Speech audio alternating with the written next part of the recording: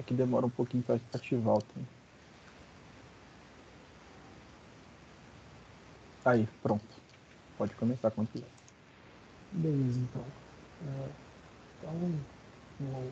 Eu gostaria de falar sobre integração de funções mensuráveis, né? Continuando do último seminário.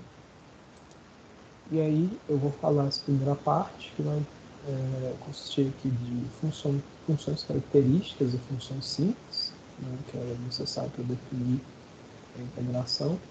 Depois, integrações de funções simples, mensuráveis e não negativas. Depois, integração de funções não negativas mensuráveis. Então, começando, né, a função característica é uma função que, dado você tem um conjunto M, que vai ser o seu conjunto, o domínio, né, e você tem um conjunto A, uma parte desse domínio, a função característica de A, denotado por que de A, vai ser essa função aqui, definida dessa maneira. Ela é 1 se o seu ponto pertence a A, e 0 caso contrário. E aí, essa função tem as seguintes propriedades, que decorrem diretamente da definição. Se M é o conjunto e A, B são partes desse conjunto, então a função característica do vazio é 0.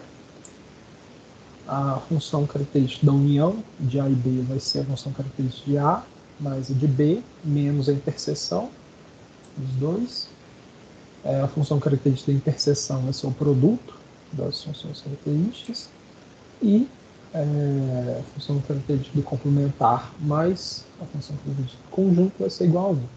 E aqui esses 0 e 1 estão representando as funções constantes, né, que levam para todo ponto, leva em 0 e leva em 1.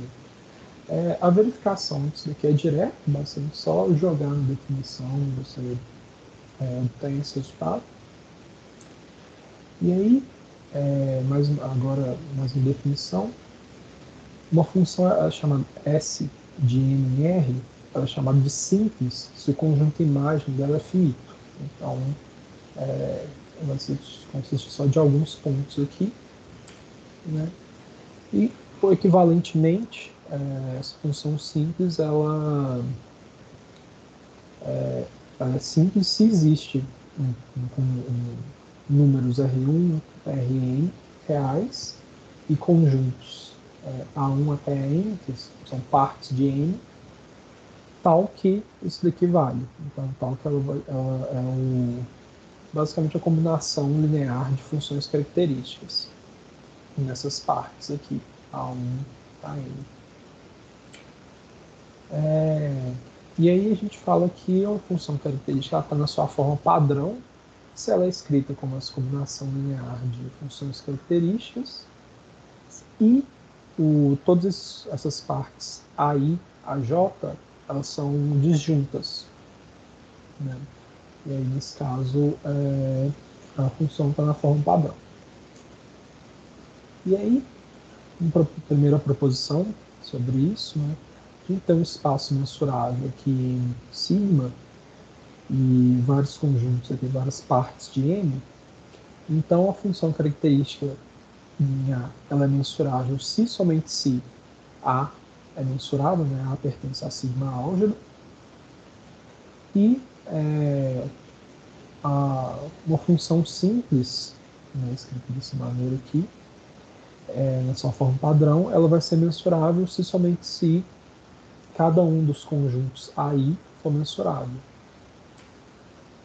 Aí a demonstração é simples. Primeiro, a gente nota que a função característica ela tem valores no conjunto 0, 1. Ela ou é 0 ou ela é 1.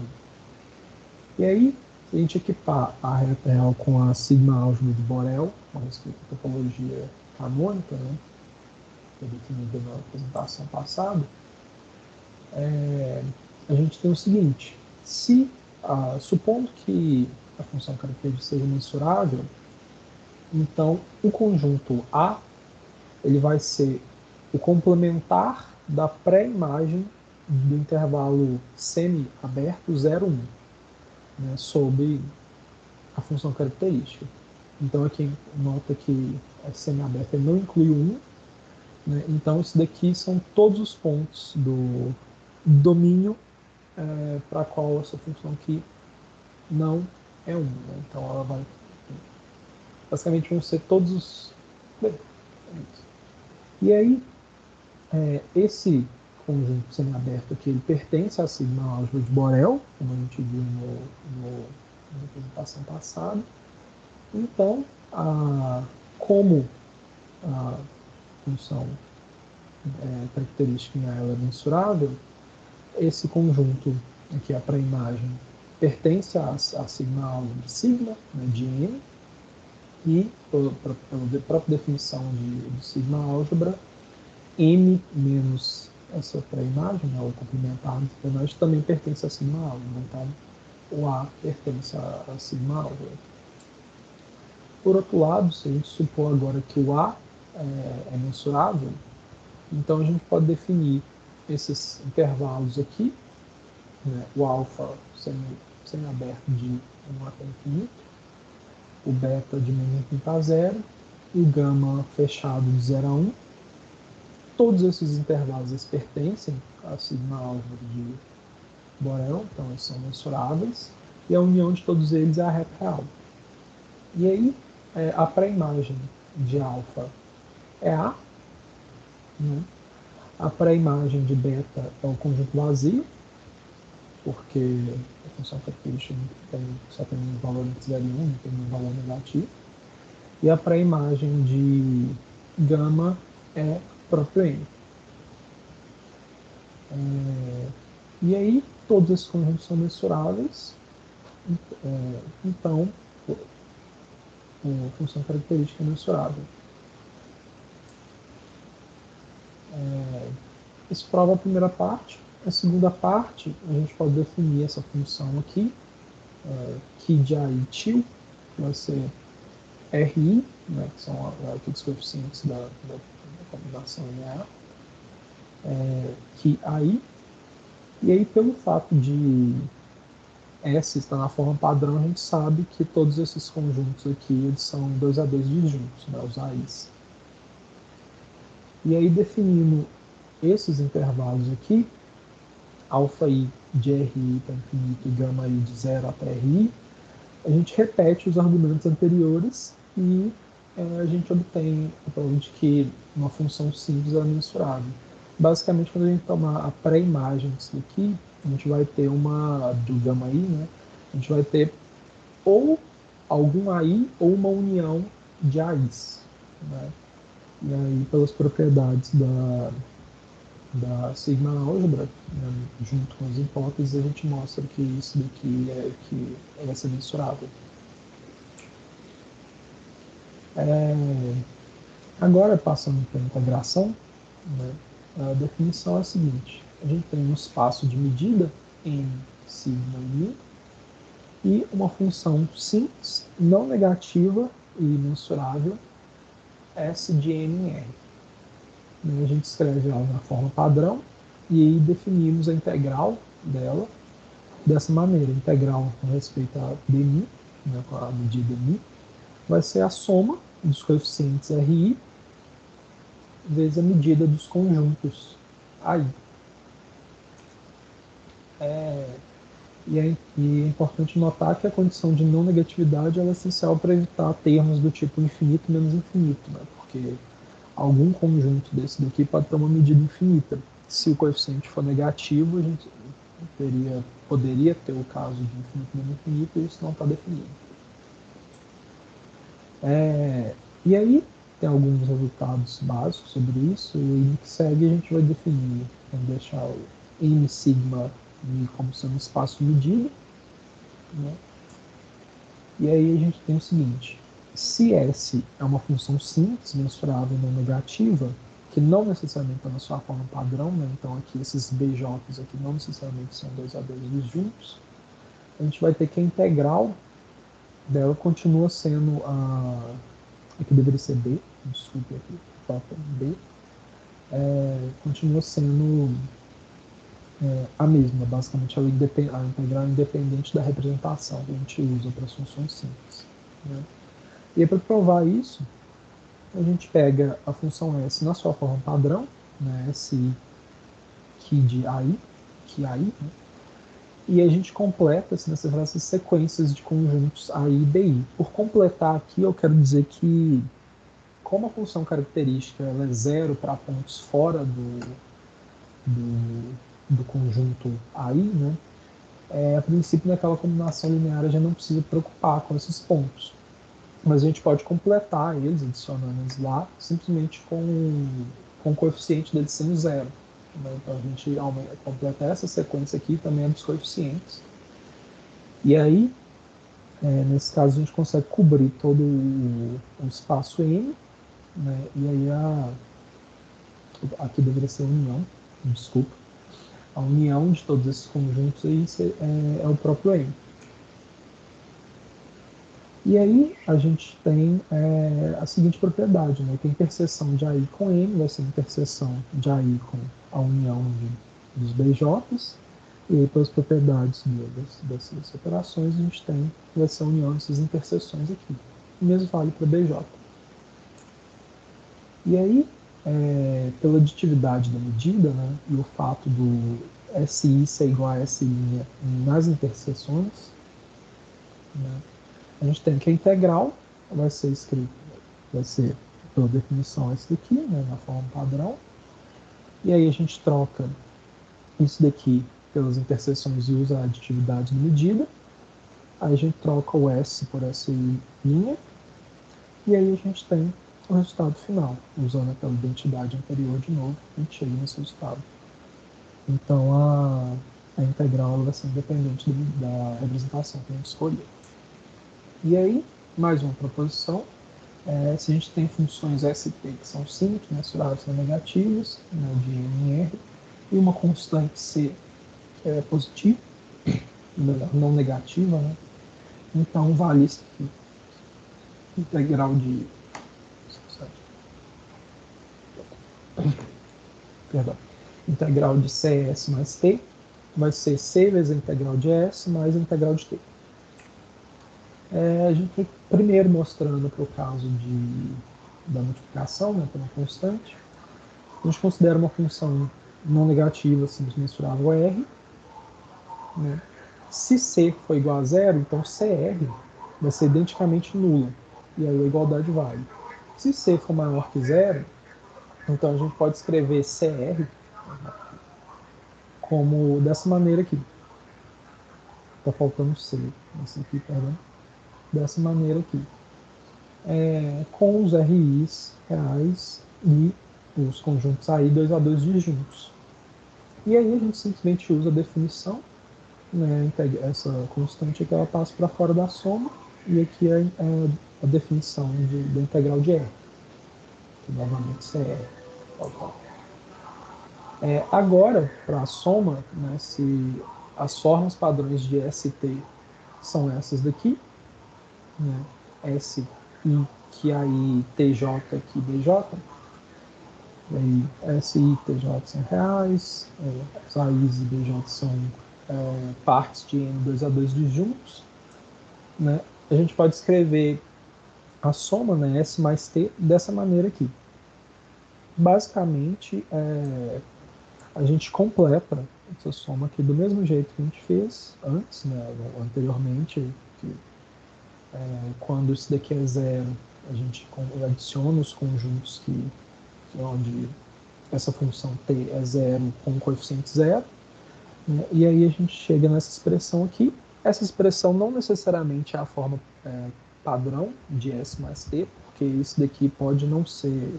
Eu posso ter posso ter I e J diferentes e esse resultado aqui pode ser o mesmo, mas em vista do resultado anterior, né, que a integral depende da representação, isso daqui, acaba que não importa e a gente tem o resultado que a gente queria.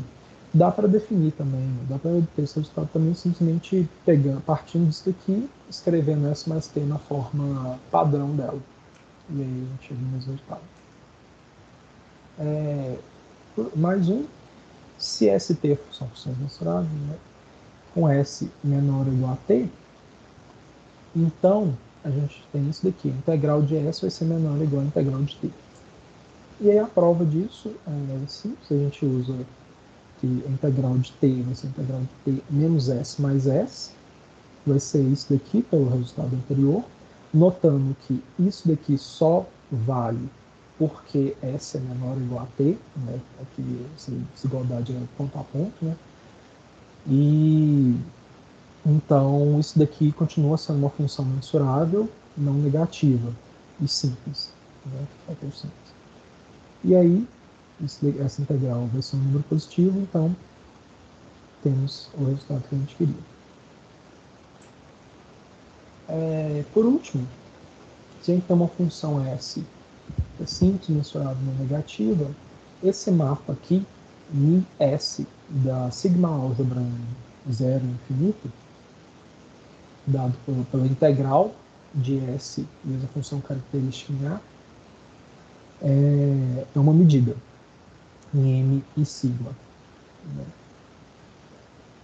Para provar isso, primeiro a gente nota que a integral de S vezes a função característica em A vai ser, expandindo aqui, colocando expandindo S, né, a representação dela, a gente obtém essa soma aqui. Pela propriedade da função característica, esse produto vai ser a função característica das interseções. E aí a gente tem que, usando aqui, a gente tem que isso daqui, essa integral, vai ser a soma de SI da medida dessas interseções, vezes a medida dessas interseções. Né?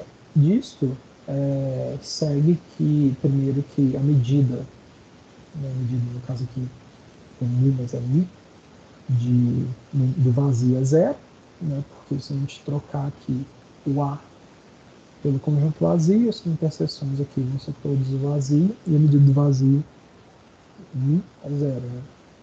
Então, tudo zero. E se a gente tiver uma sequência BJ aqui de conjuntos disjuntos de sigma, então vale isso daqui. Primeiro, a gente tem a medida disso, né? Aí, pelo mesmo resultado anterior, isso vai ser a medida de S união, pela definição, na verdade, né? Isso vai ser a medida de Q, S vezes Q vezes a união desses conjuntos BJ. Aí, pelo resultado anterior, vai ser a união das interseções aqui. Aí, pela aditividade da medida, né, a gente tem isso. E aí, trocando esses somatórios e usando a definição de integral, a gente chega nisso daqui, e essa integral aqui é justamente a medida μs. Então, a gente tem a aditividade dessa medida μs aqui, então ela de fato vai ser uma medida, né? Senão, de fato vai ser uma medida. E tem alguns resultados sobre mapas mensuráveis também, que é o seguinte: se eu tenho um espaço mensurável em sigma e duas funções f e g de m em R, né, então vale isso aqui. Primeiro, CF mais G para qualquer C real é mensurável. O módulo de F e F quadrado aqui também é mensurável. O FG ponto a ponto, o produto ponto a ponto, se nem F nem G são infinitos em algum ponto, é mensurável. E o máximo de FG definido ponto a ponto também é mensurável. Esse F quadrado aqui, eu tenho que comentar que eu fiquei com um pouco de dúvida nas notas se era a composição ou o produto dos dois. Pelo que eu vi, peguei a conclusão que é o produto, mas eu fiquei um pouco em dúvida. De todo modo, temos esses resultados aqui. Eu não vou mostrar a prova deles, mas basicamente você segue quase que diretamente da definição de mapa mensurável e também da sigma, quando a gente usa a sigma álgebra de Borel em R, aqui, com a topologia canônica. E aí, esses resultados eles podem ser estendidos para funções de M na reta real estendida, né, que é o que a gente vai usar daqui a pouco, se a gente equipar a reta real estendida com a sigma álgebra dado por esse conjunto aqui. Né? Então, é um conjunto, são todos os conjuntos, as partes de todos os conjuntos que pertencem às partes, a parte da reta real estendida, tal que a interseção dele com a reta real comum, né, sem ser estendida, pertence a sigma álgebra de Borel da reta real. Então, basicamente, esse sigma álgebra aqui, o que ela faz é ignorar o mais infinito e o menos infinito lá. E aí dá para mostrar também que você consegue estender esses resultados para esse caso. Né? E aí, agora passando para a integral de funções mensuráveis não negativas, né? Então funções que não necessariamente são simples, e usando o que a gente viu ali de funções mensuráveis, a gente tem a seguinte definição. Né?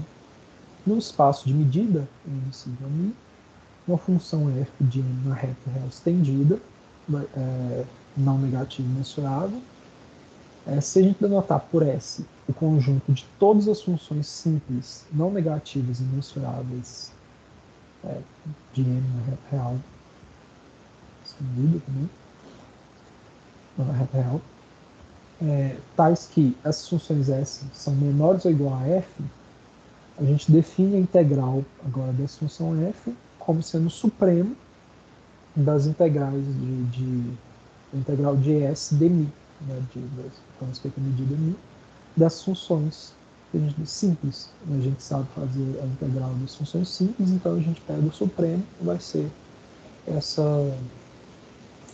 integral. E ocasionalmente é conveniente usar essa notação aqui, né, usando f de x e mi de dx aqui.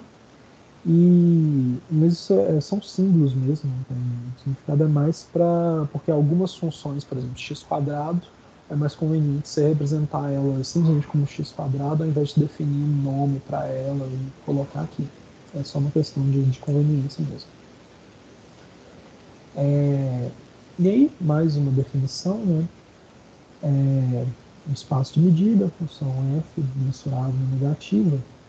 A integral seria então um conjunto mensurável sigma, né? Mensurável A. A integral em A ela vai ser a integral de f vezes a função característica de A em todo o domínio. Né? Então, basicamente aqui uma restrição dessa integral. E aí, tem um resultado aqui que vai ser útil, que é o seguinte: você tem duas funções de n na reta estendida, não negativas mensuráveis, com f menor ou igual a g, e dois conjuntos A e B mensuráveis com A contido em B. Né? Então, vale isso daqui. A integral de f menor ou igual a integral de g. A integral de f em A ela vai ser menor ou igual a integral de f em B. Para provar isso, primeiro a gente vai denotar por SF e SG o conjunto de funções simples mensuráveis e não negativas menores ou iguais a f e g, respectivamente. Né? E aí, como f é menor que g, a gente sabe que SF vai estar contido em SG, porque todas as funções são menores que f, são necessariamente menores que g também, já que f é menor que g. E aí, pela definição, né, vai ser o supremo, a integral de f vai ser o supremo entre as funções em SF, vai ser menor que o supremo entre as funções em SG, e esse daqui é a definição da integral de g. E aí, usando esse resultado e o fato de que isso daqui vale, né, então que f esqui A é menor ou igual que f esqui B, a gente prova o segundo resultado. É só substituir isso daqui na primeira parte. Isso daqui vale porque f está contido em B, né? Então, quando eu estou em o A está contido em B, quando eu estou em A ou eu estou fora de B, quando eu estou em A, isso daqui coincide, então é igual. Quando eu estou fora de B, isso daqui coincide também igual a zero, né, porque a função característica vai ser zero aqui e zero aqui. E quando eu estou em B, mas não em A, né, então isso daqui vai ser zero e isso daqui vai ser não negativo.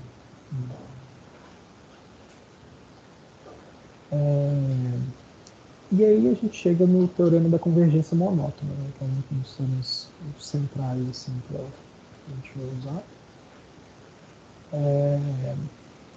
Então, o teorema fala o seguinte: se eu tenho um espaço de medida m sigma i e uma sequência de funções fn de n na reta real estendida que são não negativos mensuráveis, tais que f de n mais 1 maior ou igual a f de n para todo n. Tudo bem? Então, se existe uma função f, tal que essa sequência de funções fn converge para f pontualmente, então f é mensurável e o limite, né, dessa série aqui, o limite da integral de fn vai ser a integral de f. E aí, a prova, primeiro a gente nota que f é o limite de uma sequência de funções mensuráveis, então f é mensurável. Se não me engano, isso foi provado na apresentação passada, então nas notas também. Além disso, como o fn é menor ou igual a f de n mais 1 menor ou igual a f para todo n, o lema anterior, né, que a gente acabou de provar, garante isso daqui, que a integral de fn vai ser menor ou igual que a integral de fn mais 1, que é menor ou igual a integral de f. E aí, né, logo, a gente tem isso daqui, porque como isso aqui vale para todo n, né, então a gente tem isso, essa desigualdade. Agora, para provar a desigualdade contrária, né, se a gente provar a desigualdade contrária, a gente considera um alfa real entre 0 e 1 e uma função φ mensurável simples de n reto real estendido, tal que φ seja menor ou igual a f. E aí a gente define esses conjuntos aqui, a n, como os conjuntos m tais que fn de m é maior ou igual a alfa vezes φ de n. Então, para todo n, para cada n aqui, esse conjunto vai ser o conjunto onde fn vai ser maior que alfa φ. E aí a gente tem que esses conjuntos satisfazem as seguintes propriedades, né? Se pertence a n. O AN está contido em AN mais 1, e a união de todos eles é igual ao próprio n. E aí, novamente, no problema anterior, a gente tem essa desigualdade aqui, alfa, integral de alfa φ ser menor ou igual a integral de alfa n, aqui em AN, né, que é onde vale, a gente tem certeza que vale isso daqui. E aí, isso daqui vai ser menor ou igual a integral de fn em n, né, também pelo lema anterior. Além disso, a gente tem que essa foi a definição anterior, né, que a integral de φ em AN é a integral de φ vezes a função característica de AN em n. E aí, como o φ é simples, mensurável na negativa, essa integral aqui, ela é aquela medida que a gente definiu, a medida μ de φ. E aí, pelas propriedades da medida, né, que acho que também foi falado no seminário passado, a gente tem isso daqui, que é essa integral que vai ser medida aqui de todo o conjunto n, e todo o conjunto n é a união dos ANs, e aí esse resultado aqui, a gente tem esse resultado, vai ser o limite das medidas de cada n, quando n tende ao infinito, e só que isso daqui é a integral, faltou o substituto n aqui, é a integral de φ em AN. E aí, com isso, a desigualdade anterior, a gente passa o limite naquela desigualdade e a gente obtém isso daqui. O limite, quando n tende ao infinito da integral de fn, vai ser maior ou igual a alfa vezes a integral de φ. Aí, como o alfa está entre 0 e 1, a gente tem que vai ser tirado daqui. E, por fim, como o φ é simples no negativo mensurável, né, e é arbitrário, isso satisfaz isso daqui, a gente tem que o limite da integral de fn vai ser maior ou igual que o supremo da integral de φ, né, para essas funções fixas que satisfazem isso. E isso daqui, pela definição, vai ser integral de f. Então, provou a desigualdade contrária, e aí portanto, a gente tem que esse limite aqui vai ser igual à integral de f. E aí, o teorema da convergência monótona ele pode ser usado para estender algumas propriedades integrais simples, não negativas e mensuráveis, para o caso de funções que não necessariamente são simples. Então, ele vai estender algumas daquelas propriedades que a gente mostrou. Por exemplo, mencionados, né? Por exemplo, a integral de c vezes f mais g vai ser c vezes a integral de f mais a integral de g. Aquela medida que eu defini de f, ela foi definida para funções simples também. Mas, pelo teorema da convergência monótona, ela também é uma medida no caso de funções que não necessariamente são simples, em n sigma aqui. E a integral de uma função f em n, que é mensurável ou negativa, é a integral de função f em a mais a integral no complementar de a. Todos esses resultados eles estão provados nas notas, né? Eu omiti a prova deles aqui, mas por questão de tempo mesmo. Estão nas notas a demonstração. E aí, por fim, tem um resultado que é útil para a integração de Lebesgue, que é que a gente tem uma função f de n na reta estendida, né? Que é mensurável no negativo. Então, se a integral de f for igual a zero, isso significa que f é nula em quase todo ponto. Né? Ou seja, f só não é nula em conjunto de medida nula. E aí, estabelecida essa propriedade, segue um corolário aqui, né, que se no espaço de medida, para funções f e g, e a mensurável, então se a medida de a, aqui são parênteses aqui, se a medida de a for igual a zero, então a integral em a vai ser zero. Se f é igual a g em quase todo ponto, então as integrais são iguais. E se f é menor ou igual a g em quase todo ponto, então a integral de f vai ser menor ou igual a integral de g. E aí, esses resultados também estão demonstrados nas notas, né? E aí eu termino essa parte aqui e eu vou passar para o Ciro continuar a apresentação. Beleza, vou começar compartilhando aqui. Parou de compartilhar aí? Uhum. Tá. Vocês estão vendo a minha tela? Sim. Beleza. Yep. Ok. Bom, então vamos dar continuidade às próximas sessões. A gente falou um pouco de funções simples, o Vitor falou também integração de funções não negativas, que é meio que o modus operandi, assim, né, de introduzir a integração. A gente primeiro fala de funções positivas, depois a gente traz a ideia mais geral. E para introduzir essa noção de funções integráveis, tem uma citação do próprio Lebesgue, não com exatamente essas palavras, mas a ideia é que é o seguinte: a gente está definindo a integração de Lebesgue e a gente já sabe, não sei se todos têm, já chegaram a ver a parte de integração, porque se não me engano tinha gente no primeiro período, mas enfim, a gente tem uma ideia já da integração de Riemann. E a diferença entre as duas, basicamente, é o seguinte: na de Riemann, né, você finge que tem que pagar uma dívida com as moedas aí que você tem no bolso. Seu bolso é enorme, tem muitas moedas, você tem que pagar essa dívida. O Riemann, ele te diria para você ir pagando a dívida à medida que você vai retirando as moedas. Você enfia a mão, vai tirando e vai pagando. O Lebesgue é um pouco mais complexo, mas a ideia é mais interessante. Você tira tudo, você separa bonitinho em valores, montantes de cada valor, então você vai usando eles para pagar essa dívida. Se eu for botar isso numa ideia um pouco mais bem definida, a diferença principal entre essas duas integrais é que na de Riemann você particiona o domínio.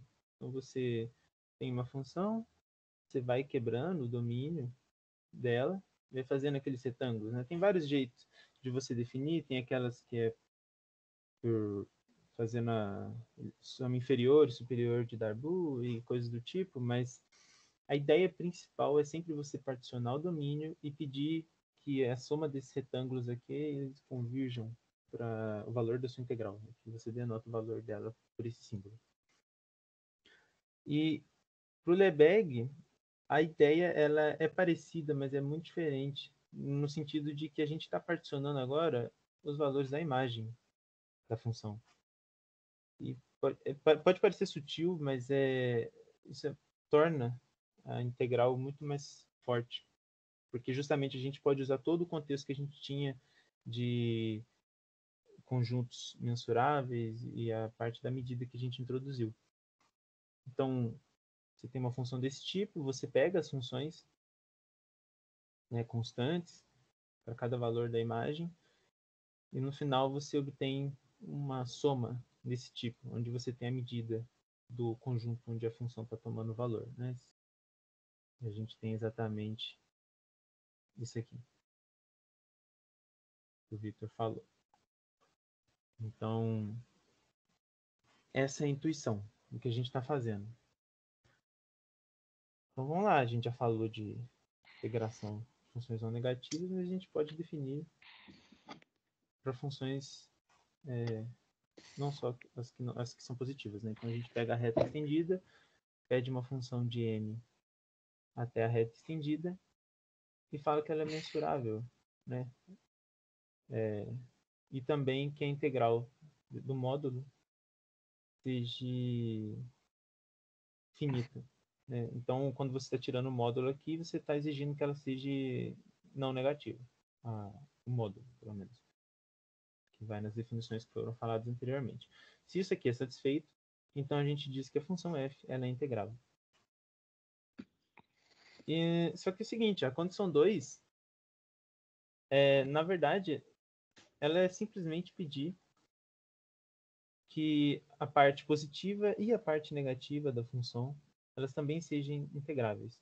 Ou seja, você pode definir, né, a notação de f+, f-, para pegar e separar a parte positiva e negativa de uma função. Então, você teria algo assim. Aqui vai ser a parte f+, e aqui f-. Aqui também vai ser f-, né? Enfim, você tem esse tipo de divisão. E você sempre pode fazer isso, sem problema nenhum.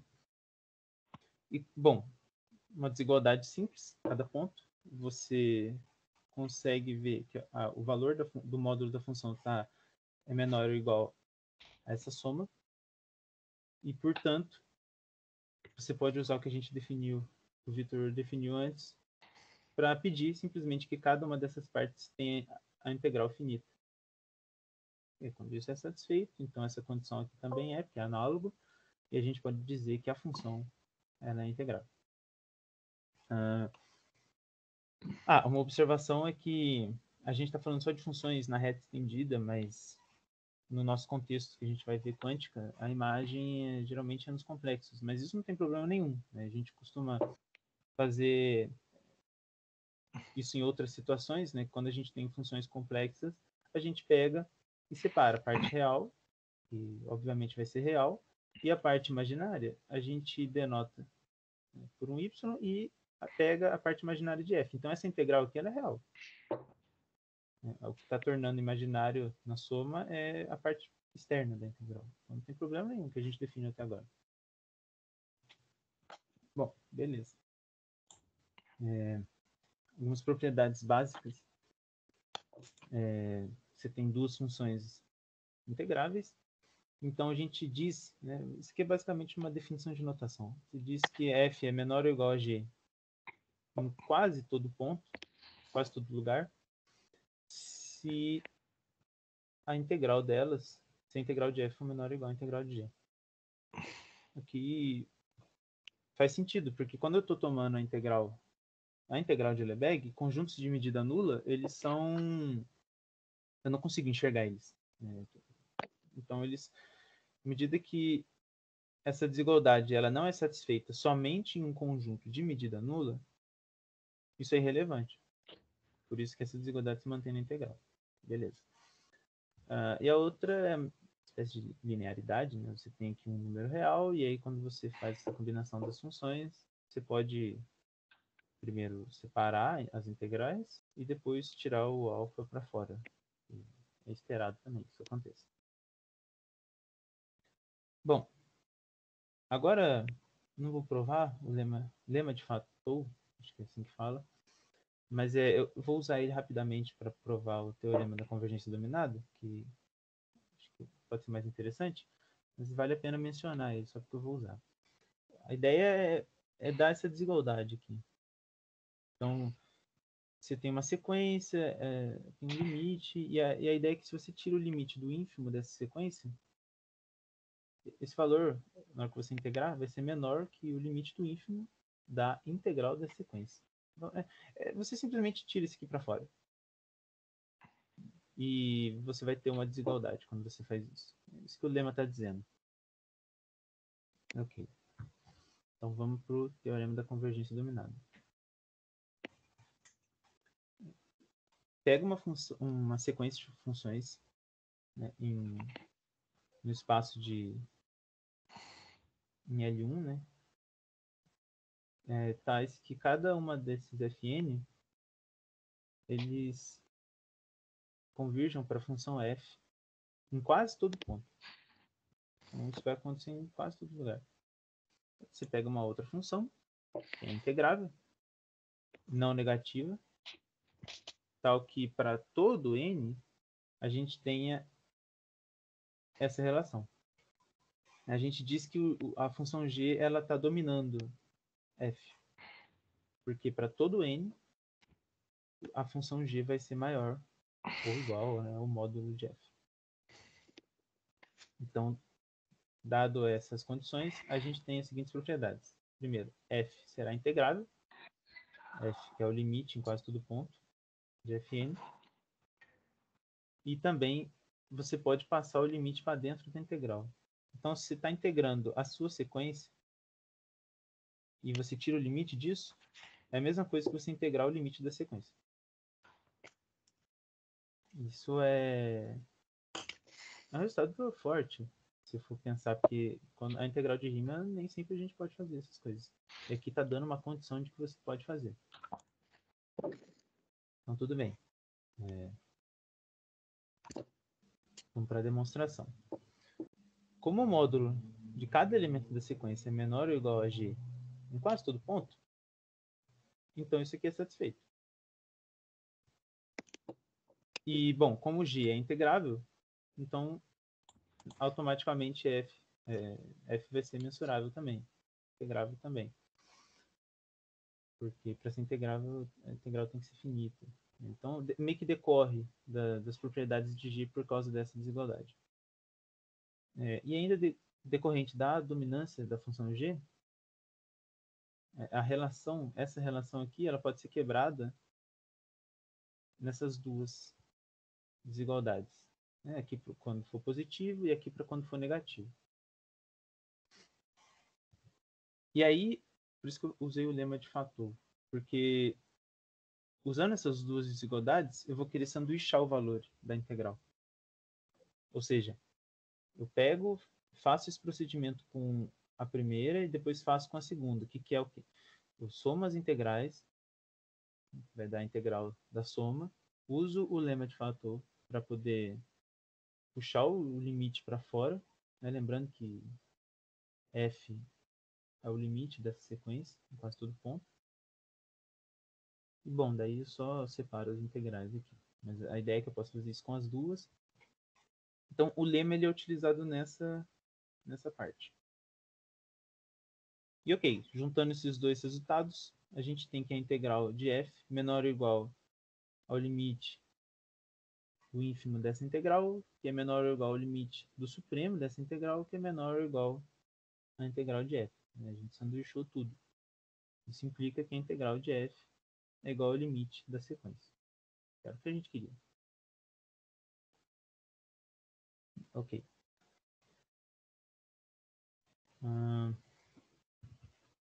Então a gente tem, eu achei um exemplo muito interessante, que nos mostra a importância dessa função dominante, g.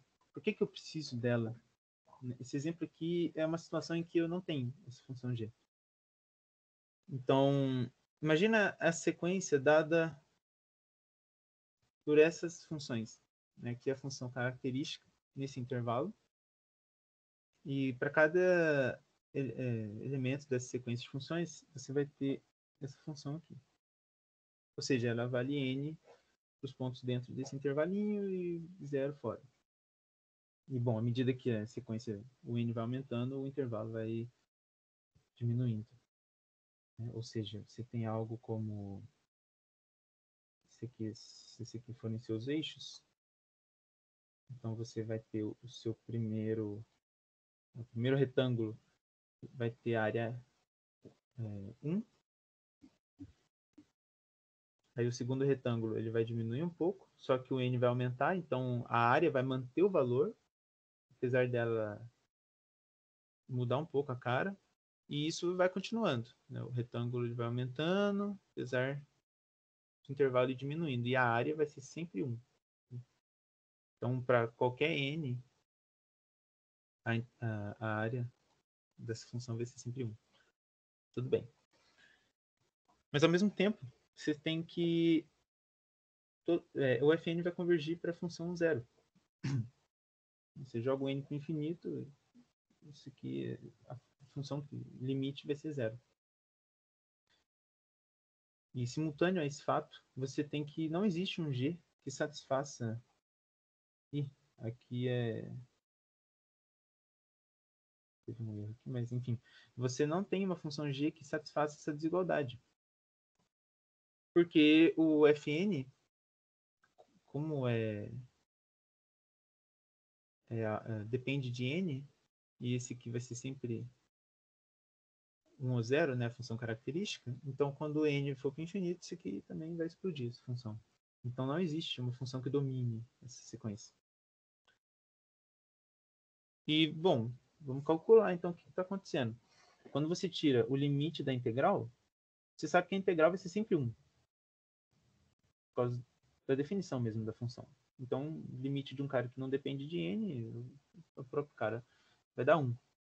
Só que a integral do limite vai ser 0. Porque o limite dessa sequência vai ser 0. E na hora que você integra a função 0, vai obter 0. Então, você não pode passar limite para dentro da integral nesse caso. Porque você não tem uma função dominante. Então, esse exemplo é um pouco interessante para elucidar um pouco sobre essa função g. E, bom, antes de dar sequência, você poderia também, não vou fazer porque é muita conta, mas você poderia também definir a seguinte sequência. Aqui é um n, x,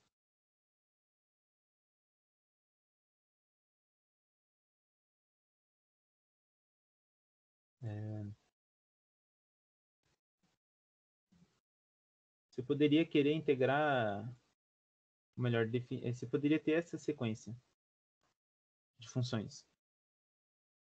E, a princípio, seria muito difícil de calcular uma integral, calcular o limite da integral.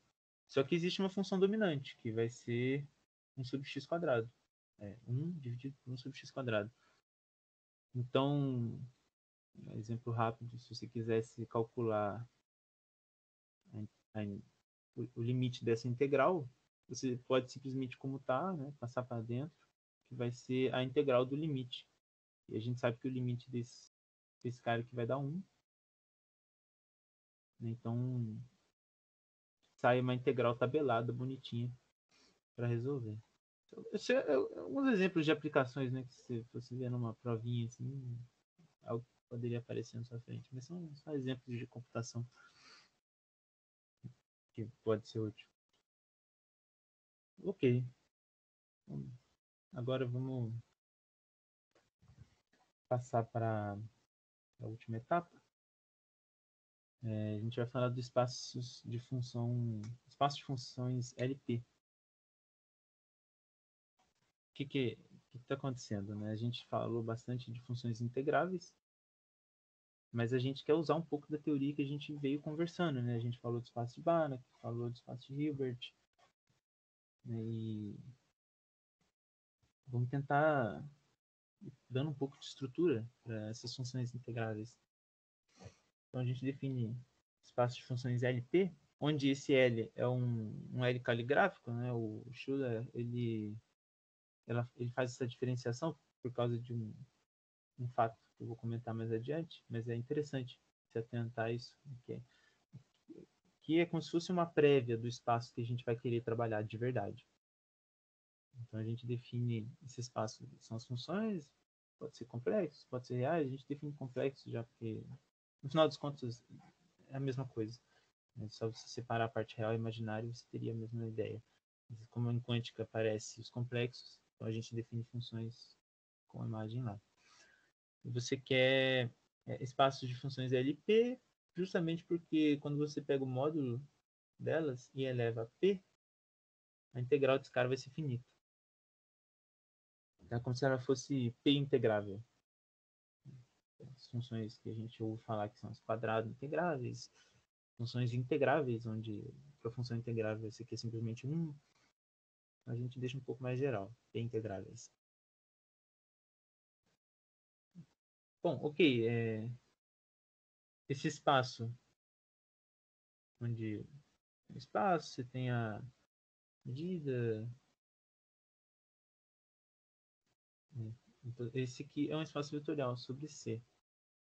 Mas não precisa provar isso não, a ideia é igual provar que espaço de funções é espaço vetorial. Você só mostra que satisfaz as condições lá e é tranquilo.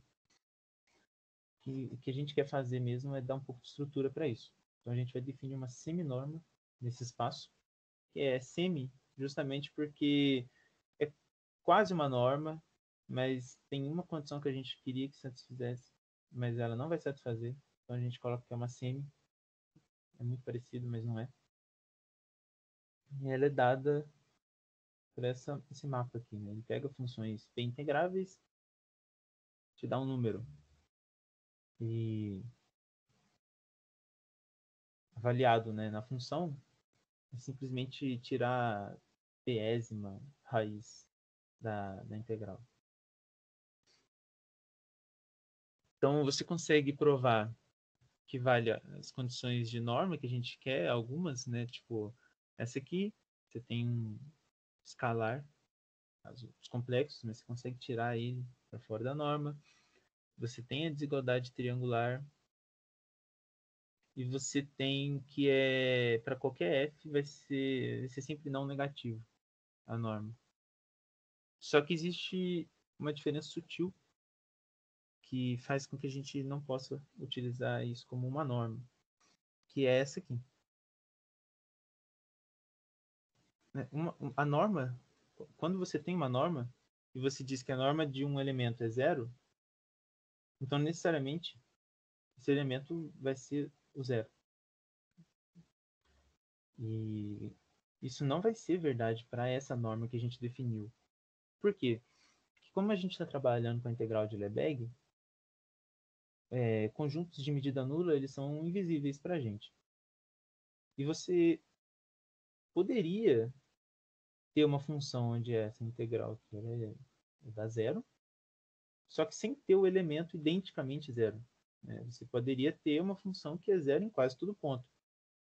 E essa função aqui, ela, de maneira alguma, ela vai ser única. Você tem um milhão de funções diferentes que também satisfazem isso. Só você pegar conjuntos de medida nula diferentes e definir um valor diferente de zero ali. Então a gente não vai ter um único elemento zero nesse espaço. Seguindo por essa ótica, né, de tentar definir essa norma. Então isso não vai ser uma norma para a gente. A gente quer resolver esse problema. E para resolver isso, a gente vai definir uma relação de equivalência entre essas funções. E aí sim a gente vai definir o espaço LP usual que a gente vai falar o tempo todo no curso. Então, driblar esse problema, a gente vai dizer que duas funções no espaço de L caligráfico, né, elas vão ser equivalentes e somente se elas forem iguais em quase todo lugar. Né? Vamos mostrar que a relação de equivalência é só você provar essas três propriedades, que não é tão complicado, é só você utilizar a definição mesmo da integral, né? Quando você... Elas vão diferir só por um espaço, um conjunto de medida nula, então você pode ir provando tudo desse jeito, bem tranquilo. Então, tudo bem, essa relação aqui ela vai definir uma classe de equivalência para a gente. E com isso, quando você tem uma classe de equivalência, você consegue definir um espaço quociente, que é você quocienta com a relação de equivalência. E é esse o nosso espaço LP. Ou seja, é como se eu estivesse pegando o espaço... É como não, basicamente eu estou pegando todas as funções P-integráveis e eu estou juntando todas as que são iguais em quase todo lugar. Então, vai virar tudo um elemento só, entre aspas. Que seria o representante, né, da classe de equivalência. A gente define com esses colchetes. Então, o F aqui, esse elemento, colchete de F, vai ser um elemento do espaço LP, e o F é qualquer função que represente essas funções. Então, agora sim eu consigo falar de norma. Eu defino uma norma nesse espaço LP, de maneira que ele vai pegar essa classe de funções e vai, na hora que você tirar a norma nessa classe de funções, é como você tirar aquela seminorma em um dos representantes dessa classe. Então, agora você pode falar que você tem um espaço normado. Ok. Mas ainda você consegue provar a completude desse espaço. Então, você tem um espaço vetorial, com norma, completo. Isso vai pegando e resgatando as estruturas que a gente veio definindo nos seminários anteriores. Então, beleza. Chegamos num ponto interessante. Agora vamos tentar resgatar um pouco mais. Aqui, por exemplo, a gente está falando só de espaço de Banach, mas a gente falou já do espaço de Hilbert. Qual que é a ideia até agora? Né? Em geral, a gente, uma situação mais geral, assim, tem produto interno, dá uma norma para a gente, aí você tem essa relação, né, norma, topologia, porque com norma você consegue definir bolas, você tem topologia, e com topologia você consegue definir uma sigma álgebra de Borel. E a ideia é que depois que você já saiu de lá e chegou aqui, você quer resultados que relacionem as duas coisas. É isso sempre. Em todas as etapas do processo, você quer deixando sua teoria mais forte, com resultados fortes para você poder trabalhar. Então, vamos pegar esse espaço LP que a gente acabou de definir, que é um espaço normado, tem norma completa, etc. Vamos definir um produto interno nele. Vou pegar dois elementos, vou te dar um número complexo, e ele é definido simplesmente assim.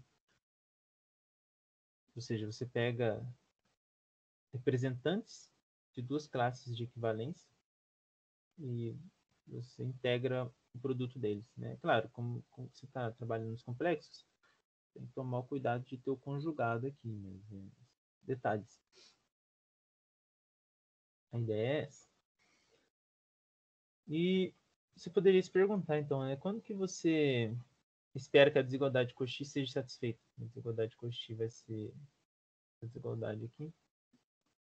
E para isso, tem uma desigualdade bem forte, desigualdade de Holder, acho que fala assim, que basicamente diz que quando você tem P e Q nesse intervalo aqui, de maneira que a soma da inversa dele seja 1, você tem essa desigualdade. Não vou provar não, porque eu achei que ia ficar muito fora do contexto, mas é um resultado muito interessante e que vai dar a resposta que a gente quer de graça, que é o seguinte: para você satisfazer a desigualdade de Cauchy, então você tem que ter o P seja igual ao Q e necessariamente ambos têm que ser igual a 2, né, para poder satisfazer essa exigência.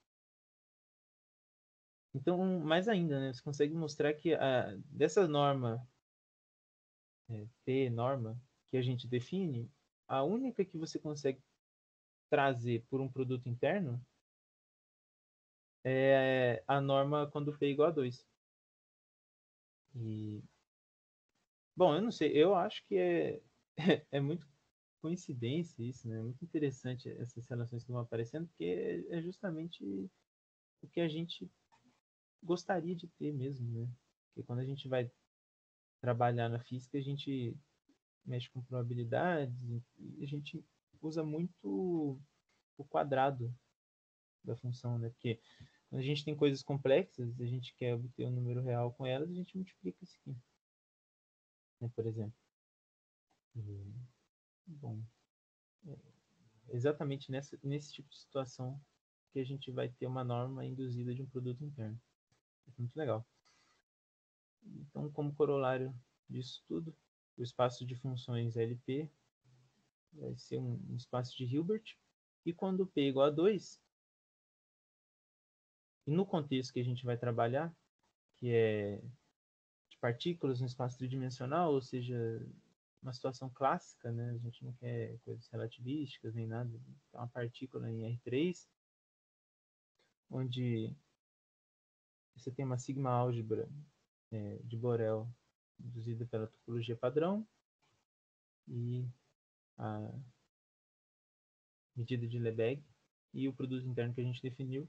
E você junta esse pacote de coisas, esse espaço é o espaço de funções quadrado integrável, ou que a gente costuma muito falar, é o espaço de funções de onda. Então, sempre que você ouvir falar de função de onda, no contexto clássico, são elementos desse espaço.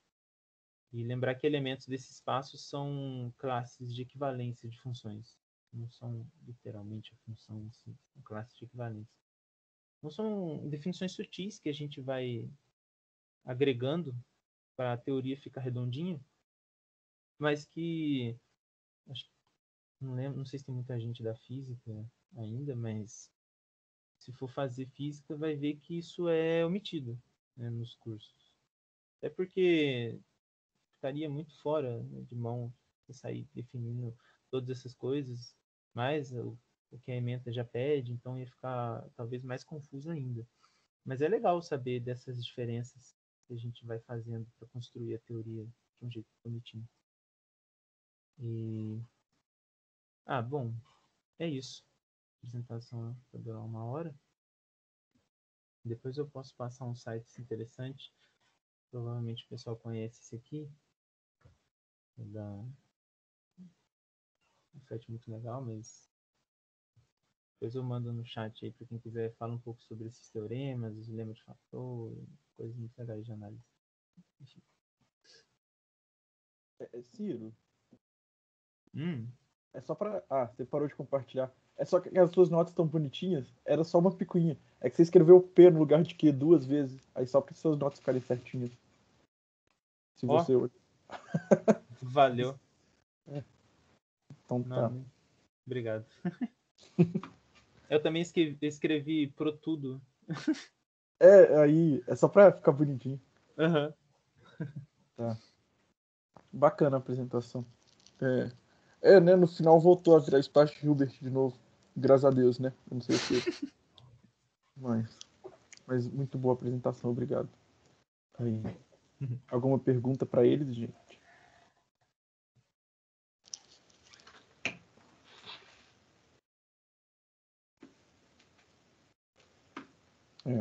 Tá. Eu vou aproveitar e fazer um comentário, já que ninguém perguntou. É só que, por exemplo, o espaço LP, ele é ok, né? Tipo, só que ele é feio, né? Você fica pegando classe equivalente de função, isso é feio. Uhum. Mas, no geral, na física, a gente vai estar preocupado com os espaços de funções que são pelo menos diferenciáveis umas vezes, né? Porque os operadores lá de interesse vão ser, tipo, a derivada. Então, a gente vai sempre restringir esse subespaço menor. E se você pega uma função contínua e você olha a classe de equivalência delas por funções QTP, existe apenas uma função contínua nessa classe de equivalência, que é a própria função contínua. Porque se você tem duas funções contínuas e elas são diferentes num ponto, né? Você tem aqui duas funções contínuas. Então elas são diferentes em pelo menos um aberto em torno desse ponto, porque elas são contínuas.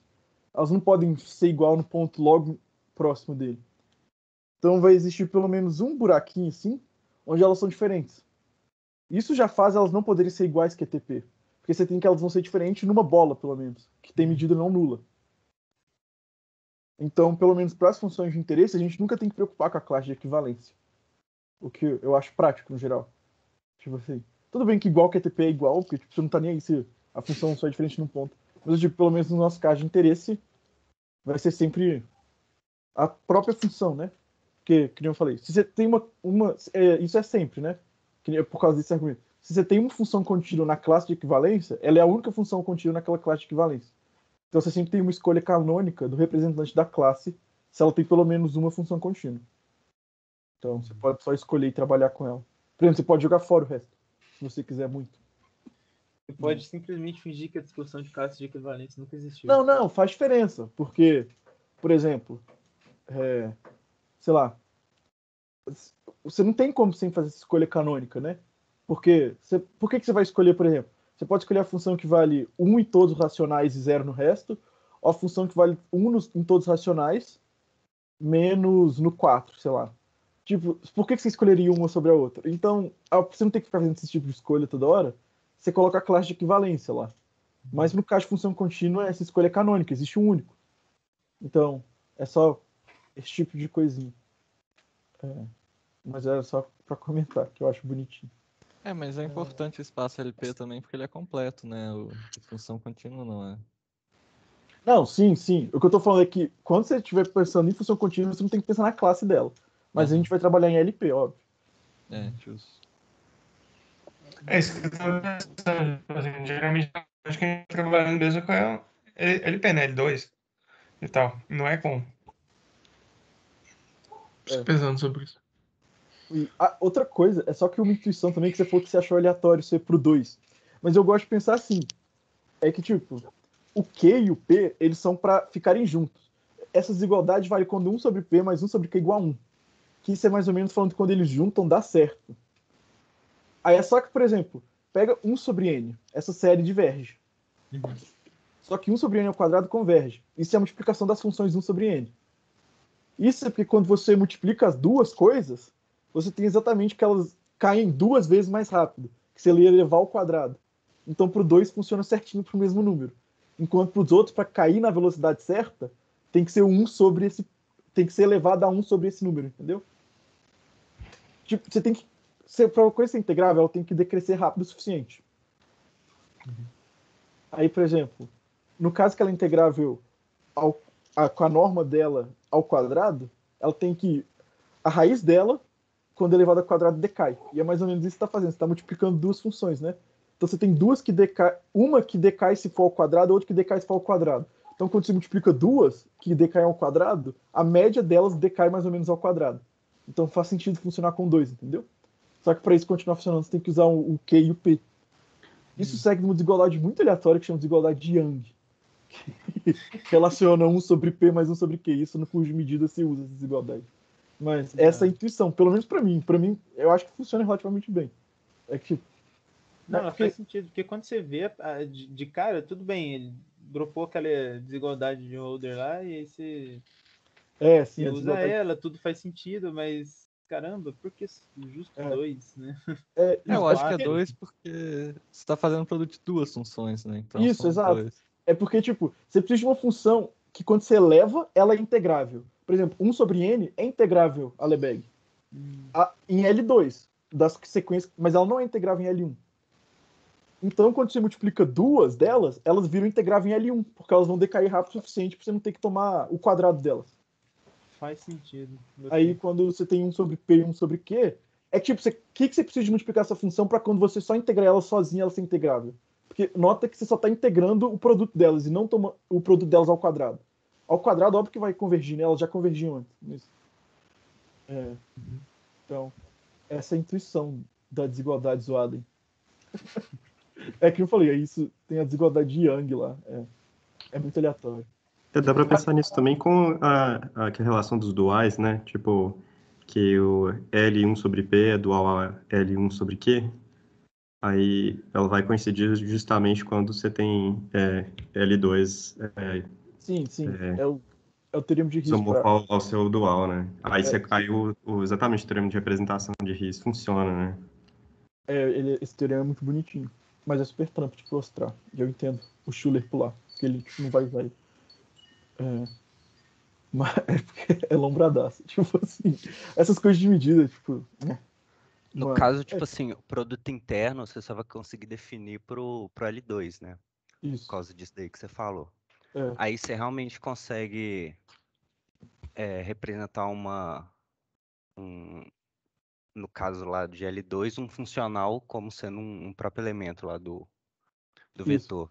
Então, esse Nos teorema outros aqui, casos, você não vai ter muito bem Então, uma representação. É tipo uma existe dualidade. Isso é o que o Douglas estava falando desse teorema. Fala que, por exemplo, você tem uma função em LP. LP para P tem que ser estritamente maior que 1. Para 1 não vale. Vira L infinito. E é uma palhaçada. Mas é tipo assim. Se você pega um funcional que vai de LP para C ou R, dependendo do corpo que você está trabalhando, isso é um funcional linear contínuo. Tem que ser contínuo. Aí vai existir uma única função em LQ. É muito zoado. Onde 1 sobre P mais 1 sobre Q, tal que esse funcional é a multiplicação por essa função. Então, tipo, você sempre consegue ver todo funcional como uma multiplicação por uma função.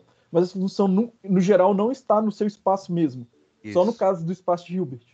No 2, quer dizer. Por isso que vira no espaço de Hilbert, né? Porque se pula fora. E, no geral, os LPs não são encaixados, né?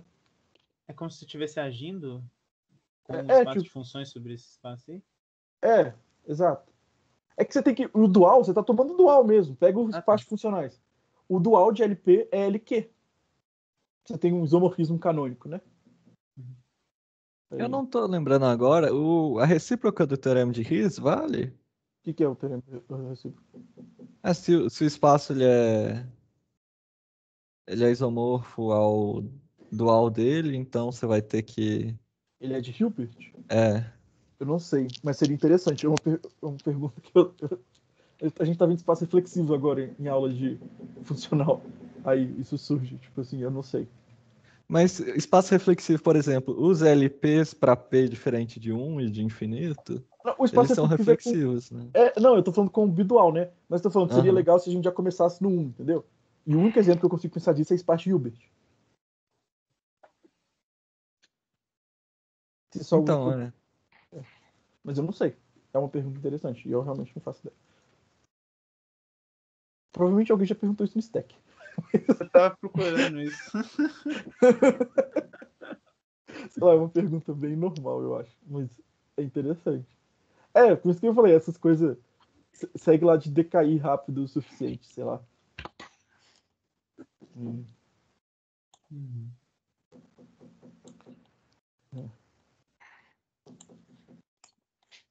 Aí, mostrar que os LPs são completos. Eu até peguei o livro de medida, porque eu tava olhando esse trem durante a apresentação. Eu tô com ele aqui também, cara. É porque faz tempão que eu fiz, né? Então tava bom pra lembrar. Mas é mó legal. Tá. Aí, aqui eu vou... Alguém tem alguma pergunta sobre o seminário? Porque temos questões... Só observar, eu tô... Porque, tipo assim, a gente tá quase chegando a entender a axioma de medida da quântica, né? Não sei se a Bruna tá aí. Não, ela tá tomando vacina. Mas... Legal. Só um plot, a Bruna tá tomando vacina lá em Manaus, não é por causa de nada, não. É porque a vacina chegou em 24 anos, eu acho. Chegou em anos. mais de 20.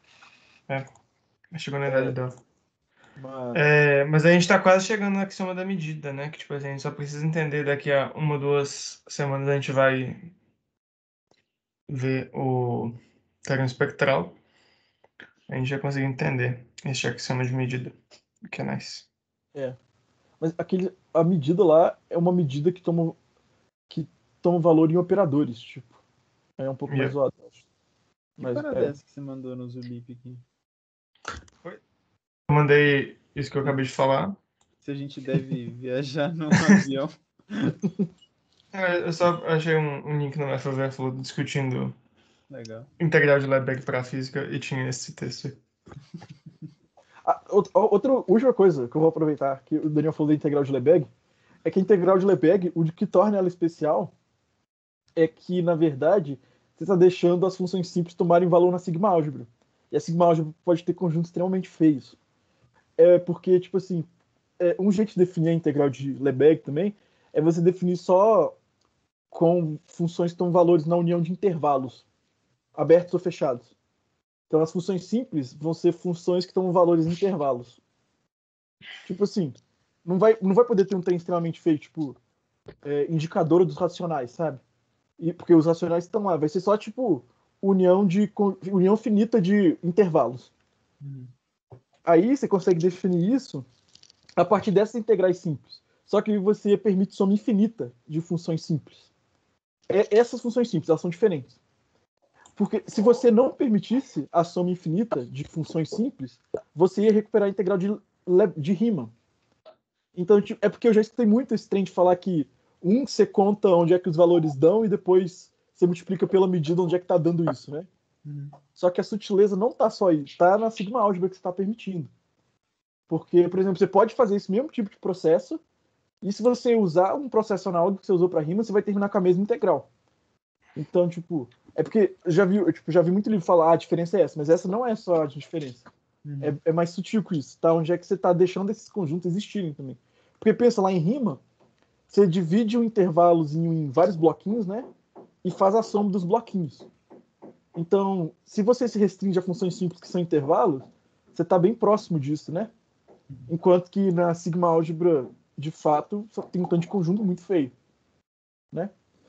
Pensa, sei lá, pega a construção de um conjunto não mensurável, é um trem horroroso. Aí, tipo aquela função de racionais e irracionais. não, essa função é mensurável. Então. Mas eu digo, o problema é achar um conjunto não mensurável. Ah, tá. Se é difícil de achar um conjunto não mensurável, é indicador de que os conjuntos mensuráveis são bem gerais, porque os que você consegue pensar no geral são mensuráveis. Isso que eu tô tentando dizer. Então, aí, tá. Ok, mais algum comentário? Porque senão eu vou mover para a parte burocrática. Eu ia fazer um comentário. Eu tava pensando tipo, no caso da física, né? Por exemplo, você tem operador de posição. Aí você quer calcular um valor expectativo. Então, calcular, como fala, a variância. Tipo, o operador de posição você vai multiplicar por x, né? Por exemplo, seu estado. Isso, tipo assim, então você pode ter um estado que pertence ao L2, mas que você multiplica ele por x e ele não pertence mais ao L2, não é? Como é que a gente lida com isso? Vocês entenderam minha pergunta? Aham. Essa é uma pergunta que me fizeram tempo atrás. Porque, se eu não me engano, na física, tipo, você só afirma que tipo, o domínio dele vai zerar em algum momento, né? Ele é, tipo, finito. Então, eu não sei, não. Mas a gente vai ver. Isso é um problema. Tipo, é que você não trabalha no L2 todo, né? Você trabalha num subespaço pequeno dele. Então, por exemplo, se você pega na física, você quer que não esteja espalhado no espaço todo ou que depois de tempo fique insignificante. Então, você pode restringir a funções com suporte compacto. Então, isso não é um problema, né? Porque você vai multiplicando por x e em algum momento a função vira zero. Então, multiplicar por x é a mesma coisa que multiplicar por uma função limitada. Eu imagino que sai por aí, mas posso estar completamente enganado. Mas eu sei que tem esse rolê que tem, tipo, os espaços de Gelfand lá, que é tipo, você vai trabalhar num subespaço menor e tudo que a gente quer de verdade está acontecendo lá. Então não faz diferença. Funções que decaem exponencialmente, essas coisas eu uso o tempo inteiro. Então tipo, depois pesquisa Gelfand, eu não sei como é que serve esse nome. A gente provavelmente vai ver no Schulin, então não sei se você precisa se apressar com isso. Mas é um problema. E eu sei que tem resposta. Porque na física a galera fala assim, né? Tipo, supõe que, sei lá, para infinito ele zera, assim. Mas na verdade eu tenho funções São mais dois problemas aí, né? Porque que todo mundo fala que todo operador tá lá no espaço. Mas x não é uma função que tá no espaço. X não é integrável. Então você tá multiplicando uma coisa que tá fora do seu espaço por uma coisa que pode sair do seu espaço ou às vezes tá dentro do seu espaço. Então tem várias coisas acontecendo. É verdade, né? X, mas o A espaço... questão de que anula no infinito quer dizer o seguinte: você tem uma formulação geral para o teu problema, para o caso de onde teu domínio tem fronteira, e aí no caso sem fronteira, você pode reduzir o caso sem fronteira do caso com fronteira, colocando a fronteira no infinito. Então às vezes você tem um resultado que você vai fazer integral por partes, aí aparece um termo que tem derivada, né? Esse termo derivada depende do integral no bordo. Mas, no caso, sem bordo, o bordo está no infinito, então esse negócio se anula no bordo. Esse que é o argumento. Entendi. Valeu, gente.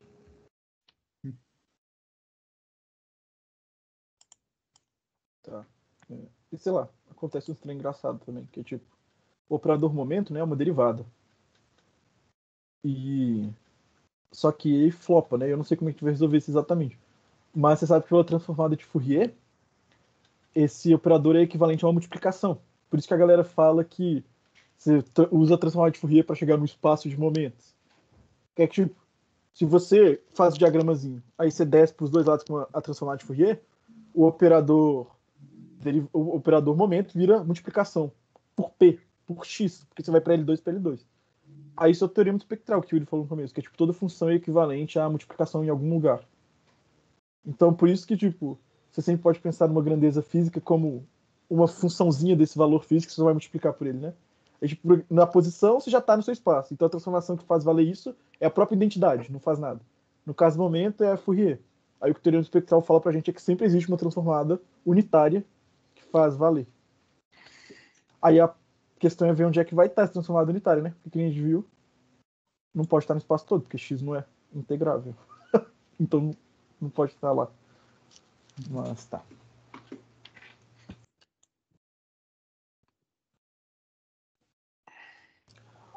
O livro do Hall fala sobre isso. Então, ele tem um capítulo muito bom, que é tipo o capítulo 3 dele, que ele fala, chama First Approach to Quantum Mechanics, que ele faz tipo o que a gente faz nos cursos de graduação, só que um pouco... Ele fala bonitinho o que está acontecendo. E isso tudo que eu falei para você, eu tirei de lá. Então, eu recomendo muitíssimo esse capítulo. Eu gostei muito. Ele tá na referência desse seminário, eu acho. Se não tiver, eu posso mandar no Zulip. Ah, sim, tá. Acho que tá na referência. É que eu tô só pensando aqui. Tipo assim, os observáveis são o quê? São operadores. Não são, tipo, mapas autoadjuntos densamente definidos? Eles têm que ser necessariamente ilimitados? Tô só... Não, eles não são limitados. No geral.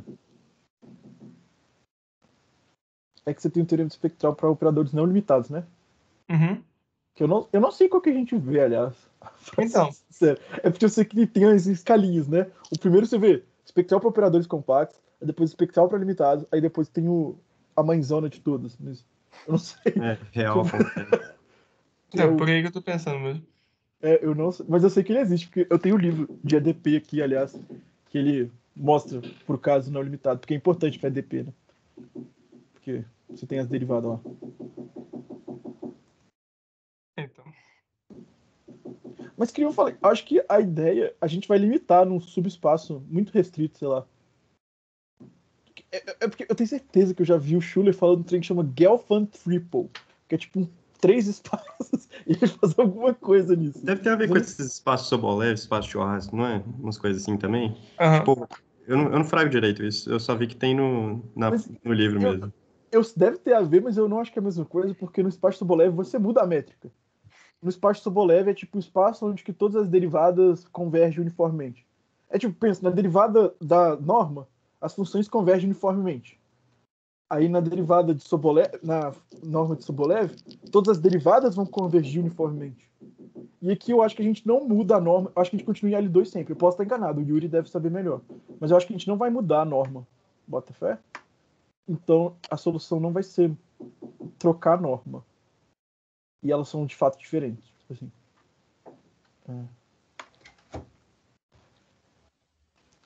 Aí, então, tá. Mas então, vamos resolver logo antes que as pessoas tenham que sair. Ok, eu vou compartilhar a tela aqui, que eu tava... É que a gente tem que decidir o final das apresentações. A gente já chegou na metade, pra não ficar em cima da hora que a gente ficou pra algumas pessoas, tipo pro Vitor aí. Então, eu tô com o cronograma aberto aqui. Vocês vão conseguir ler? E se a gente Diga. compartilhasse aí e as pessoas preenchessem? Eu tava pensando em preencher aqui agora. É porque o problema é discutir quem que vai fazer cada coisa, né? O problema é se deixar pros outros é dar conflito. Vai, quem chegar primeiro faz. Vamos. Não sei, o que vocês preferem? Não, o Mike dropou, né? Vou fazer agora. O Mike dropou, eu apaguei o nome dele daqui. O Brian também. Bem, então vamos fazer. Só vamos então preencher algumas coisas e a gente pode deixar livre. A gente tem mais 4 seminários com todo mundo. Então a gente tem pelo menos mais um mês para decidir isso. Ok? Então, tipo assim, tem o Bernardo, o Mike ia fazer com ele aqui no Perturbation Theory. Só que o Mike dropou, por causa que ele tá apertado com a dissertação. Aí alguém poderia falar de espectro e perturbação? Alguém? Eu posso. Quem? Eu tenho que diferenciar o Douglas agora. Então, o Douglas aqui é o Douglas Vilela, então vou colocar Douglas V. O Daniel tá escrevendo, então o Daniel vai escrevendo, vocês vão falando. Aí alguém sabe se quer apresentar alguma outra coisa já, ou quer pensar melhor? Pode colocar aí no Teorema de Stone. Luiz, eu ia falar ele, mas boa, pode ficar com ele. Você quer? Não, eu tô brincando. Pode escolher, ué. Pedro, é você, Bruno? Sou eu. Pedro, né? Quem que é Pedro? Se ninguém tiver objeção aí, eu poderia fazer o de spin. Eu quero fazer spin com o Ciro. Eu quero fazer spin. Mas se alguém quiser spin, pode falar. Eu acabei de falar, velho. Não, mas tipo, eu quero fazer com você, entendeu? Ah, tá. O Daniel se colocou no spin desgraçado, mas tá. Então eu pego. Acabou então. Então me bota no Stone. Não, mentira. Acabou. Então, a gente tem que decidir o que a gente vai fazer também, porque a gente acabou passando o cronograma devido à extensão que teve no começo lá. Né? Aqui. Acabando na real. Já aqui, assim. Daniel, pode. Dia 10, né? Dia 10 Atualiza aí pra ver, porque eu tô confuso com os códigos. Sim. Perdão. A gente vai parar. A gente vai parar no bem bom. A gente vai chegar selador harmônico pra velho. Sim. Daniel e Ciro. O Daniel pegou spin. Alguém mais quer Teorema de Stone? Porque eu quero. Então, eu faria com o Luiz. Mas a questão é que talvez fosse melhor fazer com alguém. Rapidão. Deixa eu só tirar uma dúvida aqui que vai até influenciar em como é que a gente vai dividir os seminários. Tem gente suficiente para... Tipo assim, vai ter gente que vai ter que fazer 3, né? Porque diminui bastante o número de pessoas. Ou não? Acho que não. Que isso aí tá um pouco exagerado, né? Porque teoricamente a gente só vai até Total Spin of Composite Systems. Então dia 10 aqui, ó. Vai mesmo? Não vai continuar, não? Olha, porque é um pouco paia falar pra... Eu continuaria, entendeu? Mano, tipo, o semestre acaba aqui. E eu falo que eu continuaria, mas também não sei, tipo, vai estar de férias, eu e o Daniel, a gente tem que resolver uns trem aí, sei lá. Então, eu não sei. Então, eu falaria pra gente manter só até o dia 10 por enquanto. Ok. Eu não sei quando acaba o semestre, quando vocês sabem? Então, dia 10 de setembro, a princípio, é a última apresentação. Então, Acaba dia 13. Cadê o resto da galera aí? Aqui, pode me colocar no teorema do espectral, então, já que não tem ninguém. O meu problema é que, tipo, eu, assim, no começo eu sabia a matéria quase toda, porque é só matemática, né? Agora que tá chegando a parte de física, que eu não vou saber, eu não sei Mas Pô, aí vai ter qual que estudar. seminário. E Eu agora não Ninguém sei qual sabe, seminário que eu vou dar conta, entendeu? De apresentar. Então eu não quero me voluntariar antes de olhar os negócios, sabe? Aham. Não, pode ser. Então aqui, vamos deixar o dia que tá aqui. Aí, pra semana que vem, a gente combina que todo mundo dá uma olhada na apostila, olha as aulas assim, mais ou menos, e vem sabendo mais ou menos o que que é. Acho que é melhor. Pode ser? justo. Se puder, já pode me colocar para sistemas compostos. Tá É posto. recente. Pode colocar, ué. Beleza? Aí, se você decidir ao longo da semana, fala no Zulip, manda uma mensagem pra mim ou pro Bruno. Eu vou mandar esse documento. Daniel, compartilha isso com todo mundo. Dá pra muita gente entrar no projeto? Dá? Aí manda o link. Aí tu, se decidir, pode já colocar Eu lá. acho que é melhor mandar assim, porque senão pode virar bagunça. Pode virar bagunça. Tá bom. Eu vou mandar esse PDF pra vocês, então. Eu vou colocar no Zulip, tá? Então olhem no Zulip. Porque mandar e-mail é trampo. Eu não tenho a lista de vocês. Alguém que não tá no Zulip, eu vou. E só para adiantar, já vocês podem me confirmar no teoria de perturbação aí. Acho que. Tá. E pra mim A tá gente de- já te colocou. Ah, não. não. É que vocês corrigiram o outro, Douglas. A gente esqueceu de colocar. É o mais importante resolver o seu, porque já é daqui 2 semanas. Então. Não, tranquilo. Porque o Mike soltou, então o Bernardo tava sozinho.